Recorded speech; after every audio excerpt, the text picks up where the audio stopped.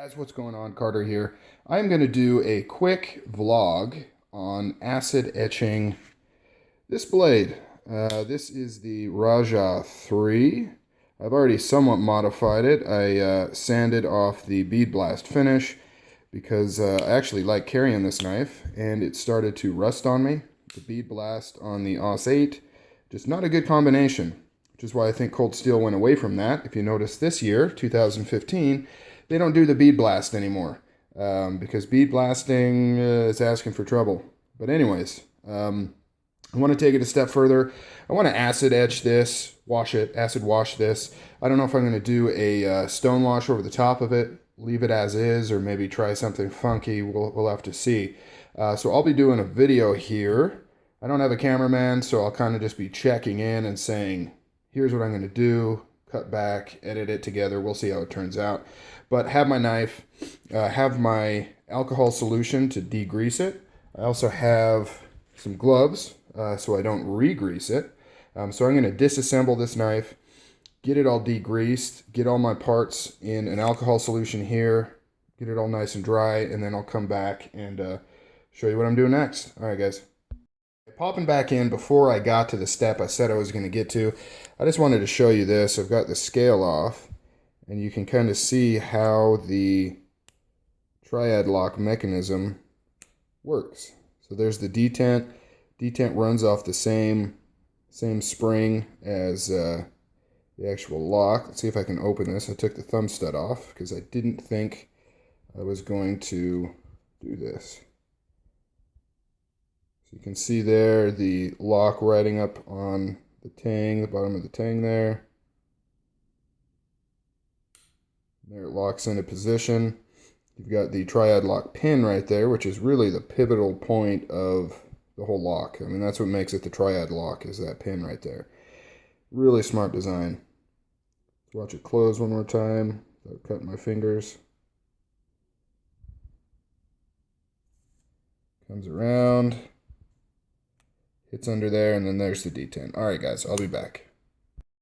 Wash, wash, wash.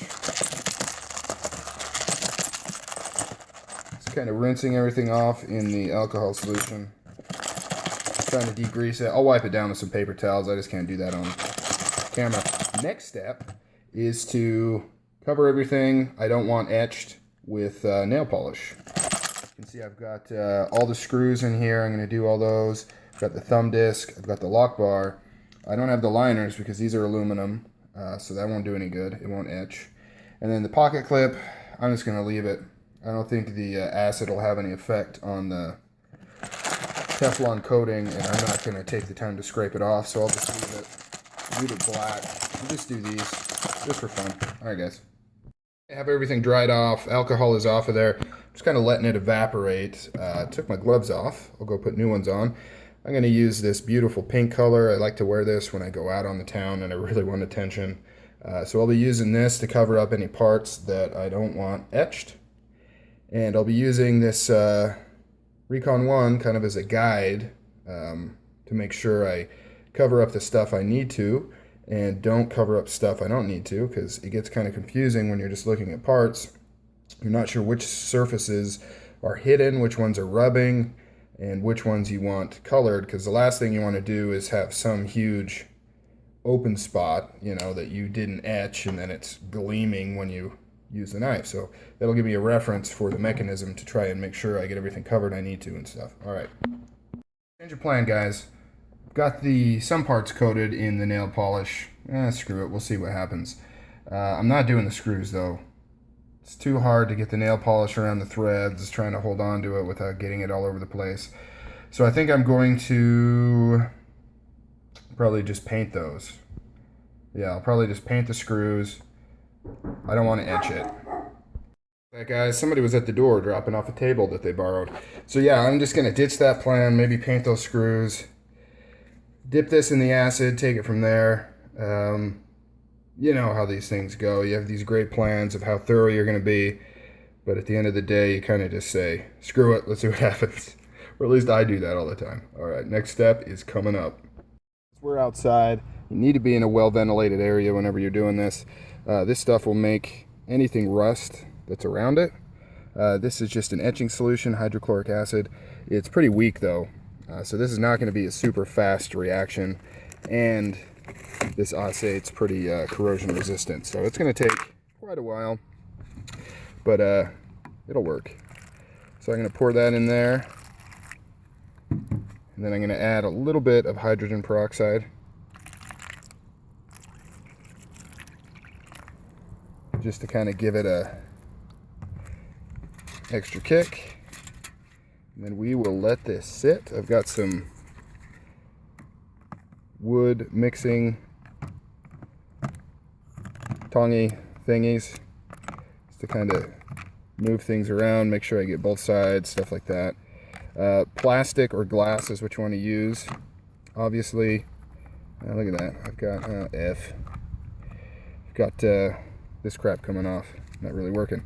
But plastic or glass is what you want to put this acid in. Sorry guys, I'm trying to concentrate. You can see it's already starting to darken up. Plastic or glass, anything else, and it's going to corrode right through. Stuff's pretty nasty. But yeah, so that's it. I will keep an eye on this and come back and we'll take a look at the results. That's acid etching. Let's get my stuff ready to paint. I didn't have any black, so I've got an interesting color I'm going to do. We'll see how it turns out. But I just punched some holes in this cardboard cell phone sleeve to put the screws in so I don't get paint on the threads. Then I got my pocket clip. I sanded it a little bit to make it stick better, degreased it. So I'll get this painted, we'll continue etching, and then take it from there. So I was going to do a bronze, but when I went to spray, the can had no juice in it. So I went with this supposed gray, but it's kind of a blue. So we'll see how this turns out. I can always repaint it. But here is the acid stonewashing. It's going well. It's starting to get dark. It's probably been maybe 15-20 minutes. You can see it bubbling there.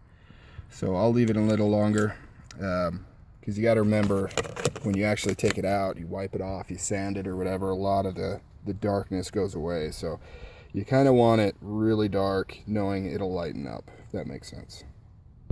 Okay, it's been long enough. Let's take a look at what we have here. I don't know if you can see that.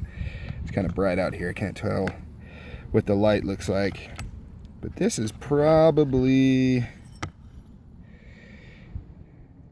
I don't want to cause a mess here. Probably about as dark as I want it, and maybe that it'll get. Hard to say. So I'm going to take this out and rinse it off, and then I'm going to figure out what I'm going to do with it after that. I still haven't decided if I'm going to stonewash or do some kind of rub thing or just leave it as is. Maybe I'll see how it looks when I take it out. So here's where I'm at. I decided to stonewash the acid blade and lock bar. I'm removing the spray paint from the screws. I sanded down the pocket clip, and now I'm acid washing the pocket clip. So we'll see how that goes. Okay guys, let's take a look at how it turned out. I don't know if you can see this. It looks really dark in my viewfinder, but I'm assuming that you can see that. It came out okay. My stonewashing solution is kind of gunky. This needs to be degreased, because after, the oil you put in there, hold on, when you put in oil and stuff in there, debris and pieces of metal and pieces of rock, it mixed in, it turns into this sludge, and then it doesn't stonewash quite as well, and I was too lazy to clean it out. So, but it turned out okay. So this will be the last. So this is it. I mean, I stonewashed this blade. Here's the lock bar. I am going to sharpen this up with my crappy Lansky sharpening system, then finish up that pocket clip that's etching in there, that's acid washing, and then I am going to put it back together, and you won't see the finished product until I do a separate video on it, I think. All right guys, that's it. This has been a weird adventure acid washing this thing on a Sunday.